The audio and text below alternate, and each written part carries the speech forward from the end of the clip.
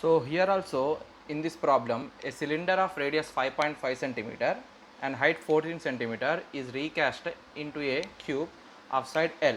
It means that this is a cylinder, it has certain volume, then it is melted and changed into a cube. So when a cylinder of certain volume is melted and changed into a cube, volume does not changes. It means whatever the volume the cylinder has, the same volume cube has. As it has been melted and its shape has been changed into a cube, so due to melting and changing into a cube, the volume doesn't changes. So we can write here volume of cube is equal to volume of cylinder. Now whatever the cube which is formed, its side has some length L. We need to find that length. So how we are going to do this? Volume of cube formula is L cube.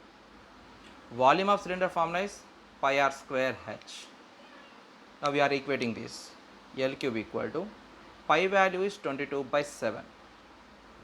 R cylinder radius 5.5 centimeters. So I am writing 5.5 whole square into height of the cylinder 14 centimeter. 14. L cube equal to, let us simplify this. You can do simplification in any manner as you want. I will write 5.5 whole square as 5.5 into 5.5 into 14.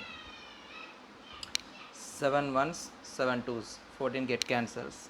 L cube equal to what is left? 22 into, I am writing 5.5 as 55/10. This 5.5 also 55/10. Here 2 is left.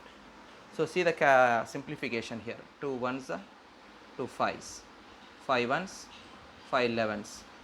Here also 2 elevens, 2 fives, 5 ones, 5 elevens. You can do the simplification in any manner. This is one method. L cube equal to, so what is left? 11 into 11 into 11, 11 whole cube. So this cube goes that side, it becomes cubic root of 11 whole cube. So cubic root get cancelled, then the length of the side of the cube is 11 meters. So here when cylinder is recasted and converted into cube, the volume of the cylinder and volume of cube will be equal. So we are equating volume of cube, volume of cylinder, from which we are finding the length of the cube, which is 11 meters.